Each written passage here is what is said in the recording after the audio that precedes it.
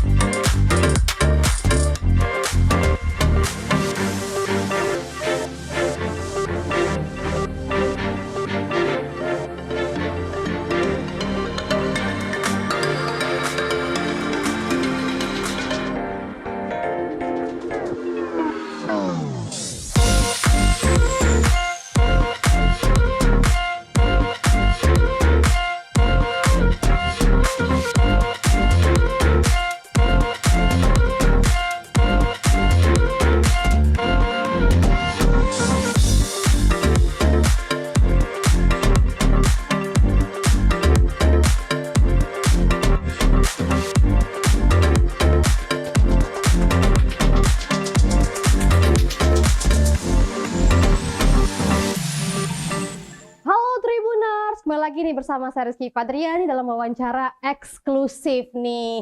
Jadi bagi teman-teman mungkin pada kepo nih, eksklusif apanya sih eksklusif? Nah, hari ini kita berkesempatan untuk wawancara langsung seorang yang saat ini sedang tenar-tenarnya nih, yaitu Fredrik Leonardo. Jadi siapa sih sekarang yang tidak kenal Fredrik ini siapa? Apalagi kalau kalian adalah masyarakat Kalimantan Barat. Nah, kalau yang belum tahu, Fredrik ini adalah seorang atlet panjat tebing Indonesia asal kota Pontianak. Dan yang lebih membanggakan lagi, Fredrik ini berhasil meraih juara dunia dalam IFSC World Climbing Cup musim 2021. Jadi ada nih anak Pontianak yang bisa bawa nama bangsa ke dunia internasional dan berhasil memecahkan rekor pula nih Bang Fredrik di sini, yaitu dengan kategori atau dengan nomor men's speed dengan torehan waktu 5.208 detik.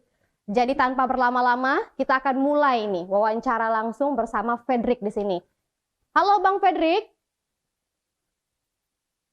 Halo Bang. Halo. Kedengaran Halo Mbak Rizky. nih? Halo. Halo Bang. Iya. Kedengaran nih Bang suara Rizky Bang? Iya, kedengaran. Oke.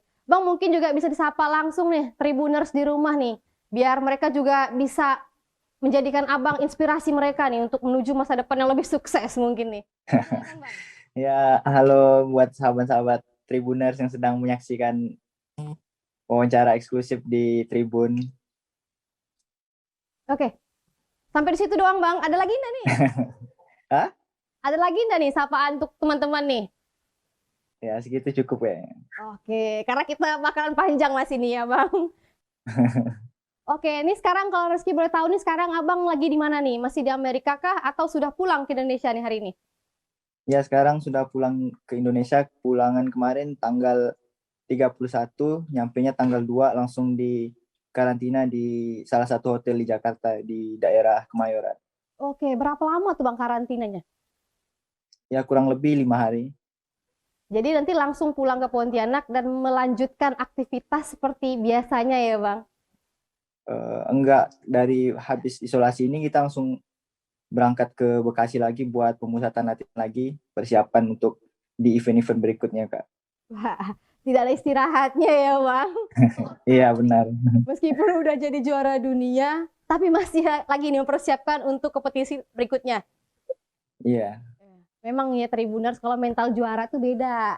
Jadi buat kalian yang biasanya udah puas nih, udah berhasil satu, malas lagi mau yang kedua. Tidak ya. Jadi kalian nih bisa nih jadikan Frederick ini sebagai mungkin inspirasi gitu ya Bang. Iya. Dan semoga nih melalui wawancara eksklusif ini kalian Tribuners di rumah bisa mengambil hikmahnya ya. Jadi jangan hanya mendengar bacot-bacot kita lalu tidak diterima nih apa sih isinya gitu kan. Jadi kalau boleh tahu nih ya Bang, ini kan Abang sebagai juara dunia dan memecahkan rekor gitu ya kan. Nah, apa sih Bang rasanya gitu? Menjadi seorang yang dikenal dunia, memiliki prestasi nih. Ya kalau untuk perasaan saya ya bangga, secara pribadi saya bangga bisa menjadi wakil Indonesia yang berprestasi dan juga sekaligus sebagai pemecah rekor di seri 2021 ini. Karena ini merupakan event pertama yang diadakan secara offline, karena kan kita juga berada di kondisi pandemi seperti itu. Jadi ini event pertama yang diadakan di dalam kondisi pandemi. Itu saya rasa luar biasa sekali. Berarti di sini ada dua ya Bang, ada dua kategori mungkin Rizky kelompokkan ya Bang. Menjadi seorang juara dunia dan memecahkan rekor. Bener kan? Iya benar Mbak. Nah, ini kan pasti beda nih perasaannya. Ketika Abang bisa menjadi juara dunia, artinya ada orang yang tersaingi gitu ya kan. Ketika Abang membuat rekor baru, berarti nih Abang the one and only nih gitu kan.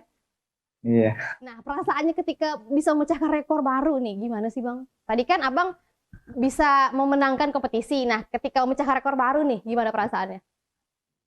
Jadi ketika saya memecahkan rekor itu hal yang pertama saya rasakan tuh saya senang. Dan yang kedua saya merasa tugas saya sudah selesai, karena tujuan dari keberangkatan tim Indonesia ke Amerika ini, sejujurnya ini keberangkatan Indonesia pertama ke Amerika. Dari beberapa tahun yang lalu memang ada lomba di Amerika, cuma ini baru yang pertama. Jadi tujuan tim berangkat ke Amerika itu memang untuk memecahkan rekor, targetnya itu. Dan alhamdulillah kesampaian. Oke, jadi memang tujuannya untuk memecahkan rekor. Iya, tujuan awalnya memang memecahkan rekor, bukan mencari kemenangan pada awalnya. Oke. Tapi malah berhasil, kayak sekali dayung 2-3 pulau ini terlampaui berarti. Iya. Wow, hebat sekali di Tribuners. Aplaus dulu nih, gila. Ini nih semangat yang harus kalian serap ya Tribuner. Jadi jangan hanya mikir, wah dia sih pantas lah kan emang atlet. Jangan kayak gitu ya. Oke, tadi ngomong-ngomong masalah memecahkan rekor. Berarti kan ada seseorang yang telah Abang lampaui nih. Bener ya Bang? Iya.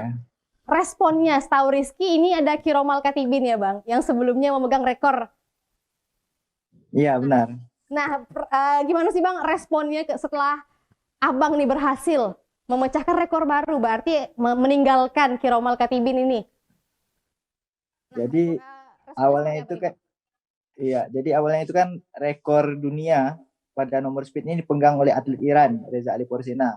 Itu rekor udah dibuat 4 tahun yang lalu, akhirnya bisa kita pecahkan di tahun ini. Nah, ketika kualifikasi, rekan saya Kiromal Katibin berhasil memecahkan rekor tersebut dengan catatan waktu 5,25 detik. Nah, tapi di final ketika saya bertemu dengan Kiromal Katibin pada perebutan medali emas, ternyata saya berhasil lagi memecahkan di rekor 5,20. Nah, di saat itu yang saya rasakan senang, dan Katibin juga, wah ternyata rekornya masih bisa dipecahin lagi, ternyata dia juga ikut merasa senang gitu, Kiromal Katibinnya. Oke, berarti ada dua anak bangsa ini Bang ya? Iya. Yang berhasil mengharumkan nama Indonesia di kancah internasional gitu ya. Oke, tapi buat Tribuners yang belum tahu siapa sih Kiromal Katibin itu gitu ya kan. Nah, Kiromal Katibin itu adalah sebelumnya berhasil memecahkan rekor dengan catatan waktu 5,258 ya Bang? Iya benar Mbak. Nah, dan tidak dalam waktu 1 hari, maksudnya kurang dari 1 hari gitu ya kan. Rekor tersebut berhasil dilampaui oleh Frederick ini Tribuners. Jadi perasaannya mungkin bercampur aduk ya Bang, antara senang, mungkin agak tidak enakan. Itu pasti itu Bang. Kalau tidak enakan ya enggak lah, karena memang Oke, kita berangkat sebagai sebuah tim, bukan sebagai individu. oke. Mungkin Rizky terlalu baper gitu ya. Jadi banyak tidak enakannya nih di sini. Memang gitu, harus sportif ya Tribuners. Nah, Bang, pertanyaan menarik nih. Setelah Abang berhasil memenangkan rekor atau memecahkan rekor dunia dan menjadi juara dunia, siapa orang di Indonesia yang pertama kali Abang hubungi nih? Ya ketika saya saat itu sedang udah selesai kejuaraan, yang pertama saya hubungi ya pasti keluarga, orang tua di rumah, karena memang mereka dari awal sudah mendoakan dan sudah mendukung. Mm-mm. Jadi saya telepon ibu, saya kabarin, kasih tahu info, dan alhamdulillah beliau sangat bangga dan gembira mendengar kabar tersebut. Masih ingat nggak tuh Bang? Mungkin pertama kali disampaikan tuh kata-kata apa? Yang saya sampaikan ya, sebenarnya ibu udah tahu karena juga ngikutin live streaming di YouTube, Mm-mm. udah tahu kabar kemenangannya, tapi saya kabarin lagi, alhamdulillah saya berhasil meraih medali dan juga sebagai pemecah rekor. Terima kasih atas doanya, dan saya sampaikan waktu itu salam buat keluarga di rumah yang telah mendukung. Wow, luar biasa sekali ya Bang. Tadi Abang di awal juga udah menyampaikan kalau ketika terbang ke Amerika yang menjadi mungkin motivasi utama yaitu memecahkan rekor, ya kan? Iya, Tapi Pak. ada nggak sih Bang mungkin kayaknya yakin nih juga bisa menjadi juara dunia? Ya kalau itu memang kita sudah emang udah yakin bisa nih, pasti bisa dapet nih. Karena pikiran kita waktu itu, wah Amerika lumayan jauh nih, kalau misal kita cuma berangkat cuma untuk jadi eh, yang apa ya kata orang ini, cuma jadi nggak masuk final gitu ya, kayak percuma banget gitu berangkat jauh-jauh ke Amerika. Mm-mm. Jadi udah emang dari awal emang udah optimis kita bakalan menang. Oke, Tapi berarti misi utamanya tetap mecahin rekor. wow, misi utama memecahkan rekor. Dan sekali lagi Rizky ulangi, dua Skydayung 23 pulau terlampaui ya Bang, memecahkan rekor dan menjadi juara dunia. Wah, masih takjub Rizky nih Bang, karena emang rekor tuh udah terbayang nih, harus bisa memecahkan rekor. Tapi siapa sangka gitu kan, berhasil juga meraih juara dunia. Luar biasa sekali, tapi sayang ya kayaknya Rizky udah nggak bisa lagi nih jadi atlet panjat tebing nih. Kalau masih bisa, mau Rizky nih Bang. Masih bisa, Mbak. Asal mau aja. Oke, oke. Nah Bang, tadi Rizky ada ngulik gitu sedikit. Katanya ketika mau terbang ke Amerika, ada kendala nih. Nah, mungkin bisa diceritakan nih Bang, kendalanya kendala apa sih sebenarnya? Ya kalau untuk keberangkatan ke Amerika sih, alhamdulillah memang dari tim manajerial udah mempersiapkan dengan baik, udah mempersiapkan dengan matang. Eh, ada sedikit nggak terlalu masalah sih bagi saya sebenarnya. Waktu keberangkatan tuh yang bikin khawatir tuh kayak tes buat ini, kayak tes COVID gitu. Itu yang membuat saya sedikit khawatir. Karena kalau misal sampai benar kejadian positif ya udah batal berangkat gitu. Wah, berarti di awal juga pasti ada perasaan pesimisnya juga gitu ya Bang? Wah, bisa nggak nih ya tanding gitu? Bukan lebih ke pesimis tapi lebih kayak worry gitu, lebih hati-hati aja. Jadi kalau misal ketemu sama orang ya udah mulai agak jaga jarak waktu menjelang keberangkatan gitu. Mm-mm. Udah jarang keluar juga, menjaga protokol ya pokoknya waktu itu. Oke, oke. Jadi kayak mungkin nunggu hasil tesnya tuh rasa berdebar-debar itu mengalahkan berdebar-debar sebelumnya gitu ya Bang? Iya. Wah, wah, udah dahsyat sekali nih. Nah, ada lagi nih Bang, pertanyaan nih. Nah, Abang kan sudah menjadi seorang yang terkenal nih. Ada nggak sih Bang orang yang tidak dikenal gitu berusaha menghubungi Abang nih setelah Abang terkenal? Kalau berusaha menghubungi sih enggak, lebih lebih tepatnya banyak yang ngasih ucapan gitu, ucapan bang selamat ya Oke, udah bangga Indonesia, sudah memberikan prestasi yang terbaik gitu ya, kayak gitu. oke. Tapi yang lebih banyak sih juga media-media gitu coba menghubungi saya secara langsung. Oke, Jadi kayak kayak Rizky. gitu. Kalau yang menghubungi kayak personal gitu enggak. Oke, jadi tidak ada ya Bang orang-orang Mm-mm. yang menghubungi secara personal gitu, pengen dekat gitu, pengen lebih dekat lagi gitu kan, karena Abang sekarang yang udah terkenal gitu, siapa sih yang tidak kenal seorang Fredrik Leonardo gitu kan. Oke, berarti masih mulus-mulus saja nih ya Bang. Iya masih. Oke, kirain kalau ada Rizky mau nanya lagi nih, ngapain dia nanya Abang kan kayak gitu, tapi ternyata tidak ada, jadi berhenti sampai di situ doang nih Bang. Nah, mungkin ini jadi pertanyaan yang pasti ditanyakan sama orang-orang nih, Bang. Sejak kapan sih seorang Fredrik Leonardo mengenal olahraga panjat tebing ini? Ya, jadi awal saya mengenal olahraga ini ketika saya SMA. Di Oke. sekolah itu ada namanya ekskul Sispala. Saya bersekolah di SMA Negeri 6 Pontianak. Waktu itu saya bergabung di organisasi Pecinta Alaman Spekta, siswa pecinta alam SMA Negeri 6 Pontianak. Mm. Oke. Jadi di organisasi itu salah satu bagian dari kegiatannya itu adalah olahraga panjat tebing. Nah, dari situ pembina saya memperkenalkan olahraga panjat tebing, ditawari, Fredrik mau nggak jadi atlet panjat tebing gitu, buat mewakili SMA 6, mewakili Spekta untuk mengikuti kompetisi-kompetisi antar pelajar gitu. Jadi awal pertemuannya di situ, Mbak. Oke.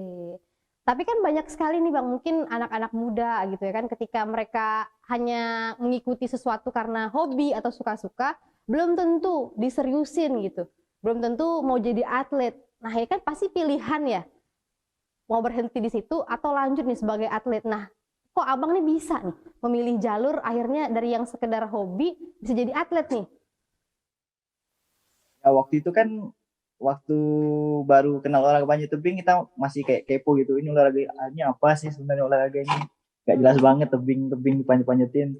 Nah, terus pas kita udah coba latihan, ternyata olahraga ini memang cukup menarik, menantang dan juga orang-orang yang berada di situ tuh memang kayak membawa pengalaman baru buat kehidupan saya kayak gitu, Mbak.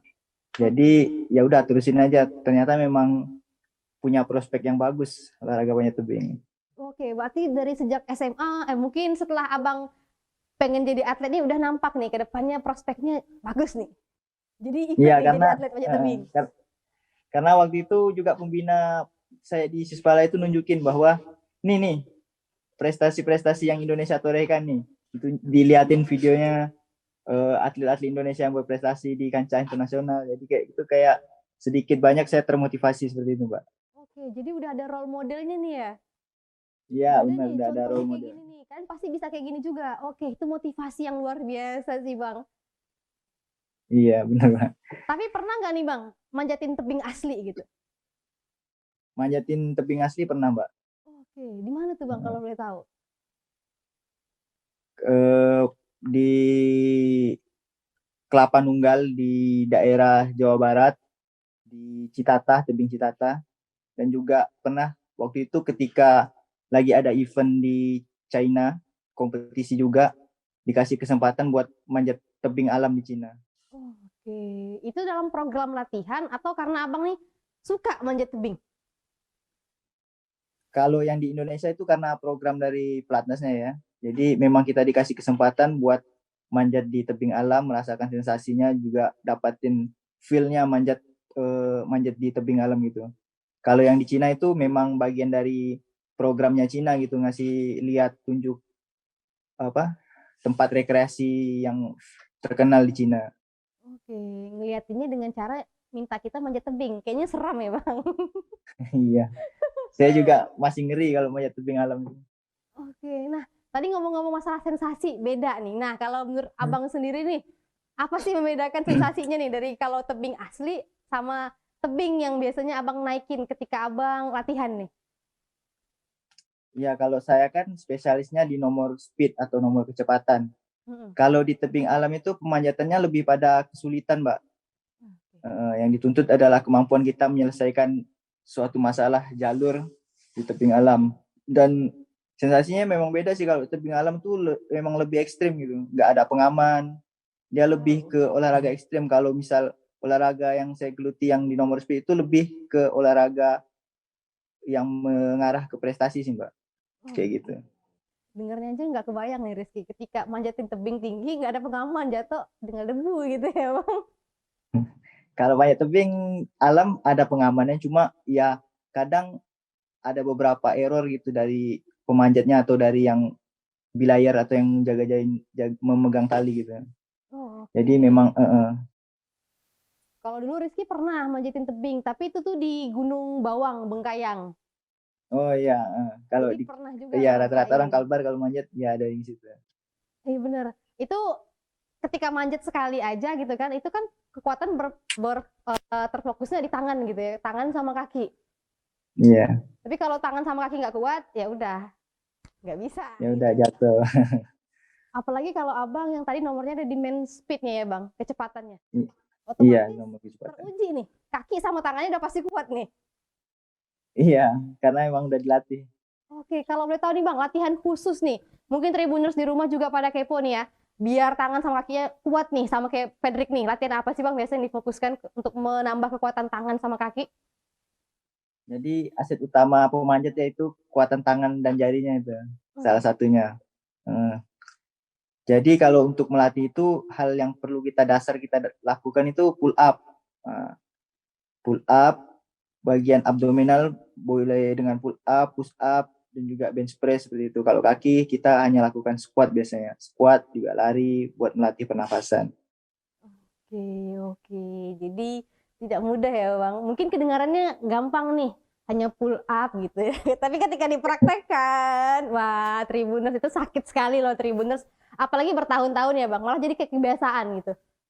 Iya udah jadi makanan sehari-hari kalau buat pemanjat. Tapi ketika pertama kali memutuskan untuk manjat tebing bang, ada rasa penyesalan nggak sih? Wah ternyata susah juga nih latihannya gitu. Mungkin ada nggak? Ya waktu awal-awal itu saya memang agak sedikit khawatir gitu ya karena olahraga ini kan olahraga ekstrim. Kalau misal kenapa-napa juga nggak ada yang tanggung jawab gitu kan karena memang kita datangnya memang karena cuma hobi waktu itu sebelum bergabung di Platda atau di Platnas. Oke, jadi ada resikonya juga ya bang. Iya, ada risikonya. Tadi ada abang bilang nih, kalau ada apa-apa tidak ada yang bertanggung jawab gitu ya kan. Nah, pasti orang tua mungkin ada rasa khawatirnya nggak sih ketika dengar anaknya nih pengen fokus ke panjat tebing gitu. Sedangkan tadi pada apa-apa nggak ada yang bertanggung jawab, bener ya bang? Iya, karena waktu itu kita datangnya kan sebagai seorang personal gitu yang mau gabung, mau ikut menggeluti dunia panjat tebing, ya seperti itu risiko salah satunya. Jadi ibu juga waktu itu memang agak khawatir sih, memang agak, ngapain manjat tebing katanya, berbahaya. Tapi lama-kelamaan udah mulai mendukung sampai sekarang, alhamdulillah. Oke. Karena ada buktinya ya bang. Jadi bukan hanya sekedar kayak omongan kosong, tapi ternyata ada buktinya nih, agar orang tua juga percaya. Iya benar Mbak. Nah bang, ini nih, pertanyaan ini mungkin bisa menginspirasi Tribuners di rumah nih ya. Nah kalau bagi Fredrik sendiri nih, apa sih kunci prestasi gitu agar bisa menjadi inspirasi anak-anak muda nih di Kalbar? Kalau kunci sukses dari saya sih ada komitmen dan konsistensi itu aja sih Mbak. Oke. Jadi kalau ini kan olahraganya memang awal-awalnya masih belum terkenal gitu, masih belum ada pembinaan, masih belum ada kayak fasilitas yang mumpuni gitu waktu itu. Jadi beberapa kesempatan kita memang udah kayak ini udah mulai nggak bener nih latihan kayak gini nih. Kita latihan tapi nggak bisa ikut kompetisi atau ada kompetisi tapi kita nggak punya fasilitas buat latihan. Jadi kayak gitu sih Mbak. Yang Nah, penting kita konsisten aja latihan sama komitmen buat menjalani program-program yang memang udah disusun. oke. Nah, menarik nih. Tadi ada kata fasilitas gitu yang Abang sampaikan. Tapi Rizky belum mau masuk ke situ tuh, Bang. Rizky mau nanya dulu nih, Bang. Kadang ada anak muda gitu ya kan yang udah gemar nih sama suatu hal. Udah dijalani nih, tapi yang paling sulit itu adalah untuk konsisten. Nah kan untuk dilakukan terus menerus itu mungkin satu hal yang sulit gitu. Nah tapi kalau dari Fredrik sendiri nih untuk mengatasi rasa tersebut tuh seperti apa sih Bang? Tipsnya mungkin agar bisa Tipsnya, konsisten nih. tipsnya memang dari awal kita memang udah bangun mindsetnya, kita udah bikin fokusnya. Jadi dari awal memang udah pertama waktu itu saya memang punya pikiran mau jadi juara nasional waktu itu. Oke. Waktu masih awal-awal bergabung nih bisa nih saya jadi juara nasional. Itu yang buat saya sampai saat ini masih tetap fokus, masih tetap ikut latihan kayak gitu. Kalau saya nggak punya pandangan seperti itu, mungkin sudah waktu lulus SMA saya udah berhenti manjat. Oke. Jadi digantung dulu nih ya mimpinya tinggi-tinggi gitu ya, Bang. Iya benar, minimal kita punya mimpi dulu. Jadi kita punya bayangan gitu mau ngapain habis itu selanjutnya. Tapi kan Abang nih udah diakui dunia nih ya, udah jadi juara dunia nih. Dan udah membuat rekor dunia nih. Lantas nih ke depannya nih mungkin apalagi nih mimpi yang Abang gantungkan di depan? Iya, sebenarnya kan saya gabung di Platnas ini persiapannya buat 2024, ada Olimpiade Paris 2024. Nah, salah satu dari agenda menuju ke 2024 ya kita mengikuti beberapa rangkaian kompetisi series World Cup gitu. Dan juga ada Asian Game di depan, juga ada World Championship. Jadi fokus akhirnya memang 2024. Cuma kita harus melewati tahapan-tahapan yang ada sebagai jalan menuju ke sana. Oke, jadi menuju 2024 berarti latihannya dari sekarang nih, Bang. Iya, latihannya dari 2020 kemarin. Oke, untuk satu hari ya, Bang. Untuk dikompetisikan satu hari gitu ya, latihannya bertahun-tahun. Iya, benar. Wah, luar biasa sekali. Itu tuh diperlukan konsistensi yang sangat-sangat hebat loh Tribuners agar mampu bertahan nih meskipun waktunya masih jauh nih ya 2024, tapi dari sekarang udah dipupuk terus nih agar nanti ketika udah di kompetisi sungguhan gitu ya kan bisa memunculkan mungkin hasil terbaiknya ya Bang. Benar sekali, Mbak. Oke, tadi Abang juga ada nyinggung masalah fasilitas nih. Jadi kemarin-kemarin Rizky juga ada lihat gitu beberapa artikel yang menunjukkan ini loh lapangan tempat Fredrik latihan gitu ya kan. Nah, kalau Abang sendiri nih memandangnya seperti apa sih Bang fasilitas panjat tebing nih di Kalbar nih? Kalau menurut saya pribadi sih, ini pandangan saya pribadi. Untuk fasilitas panjat tebing itu dari awal pembangunan sampai sekarang memang tidak ada peningkatan atau minimal itu maintenance juga nggak terlihat gitu, nggak ada sama sekali. Jadi menurut saya itu fasilitas yang sangat minim bagi selevel daerah, apalagi kayak provinsi yang besar seperti Kalimantan Barat cuma punya fasilitas satu kayak gitu dan kondisinya seperti itu menurut saya agak sedikit miris, Mbak. Oke. Jadi semoga nih Bang ya setelah Abang berhasil mengharumkan nama Indonesia nih mungkin bisa langsung diperbaiki nih. Wah, ada juga nih anak muda yang bisa berhasil nih. Ya Bang, semoga.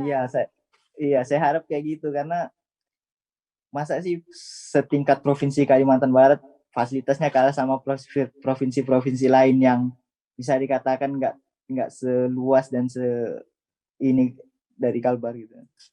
Oke. Nah Bang yang terakhir nih mungkin ada nggak sih Bang tips-tips gitu untuk para anak muda Kalbar khususnya gitu agar mereka juga jangan patah semangat gitu atau jangan berhenti bermimpi nih. Silakan nih Bang. Ya buat anak-anak muda yang khususnya ada di Kalbar yang ada di Pontianak gitu, kalau memang punya mimpi ya memang harus kita wujudkan gitu, jangan ragu kalau memang itu memang menjadi impian kita gitu. Jadi intinya fokus, jalani, jangan lupa juga dibantu dengan doa. Insya Allah bakal menjadi sukses di kemudian hari. Oke, nah Tribuners udah dapat tips nih ya dari juara panjat tebing dunia, yaitu harus fokus, harus menjalani yang udah kalian resiko yang udah kalian ambil nih ya Tribuners. Lalu yang terakhir jangan lupa untuk berdoa. Nah Bang, terima kasih ya Bang udah mau hadir di wawancara eksklusif kita hari ini.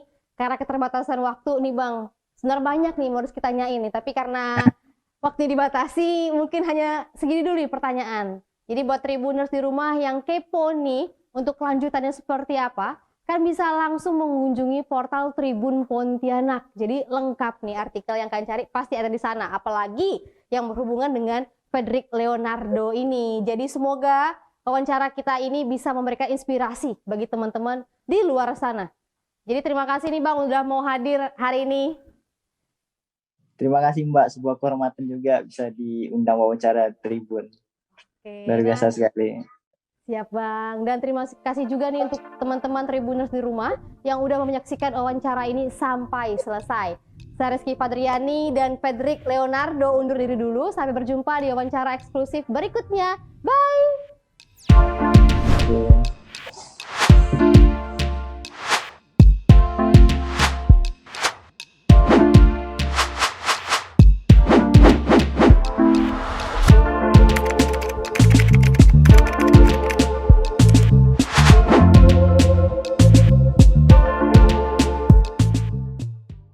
Sekian Tribun Populer untuk saat ini. Saya Rio Maniahi dan seluruh kru yang bertugas mengucapkan terima kasih. Sampai jumpa di Tribun Populer selanjutnya. Tribuners, jangan lupa untuk terus saksikan Tribun Populer. Kami akan memberikan informasi terkini dan terpopuler untuk Anda semua. Bersama saya Rizky Fadriani. Dan saya Rio Maniahi, Mata Lokal Menjangkau Indonesia.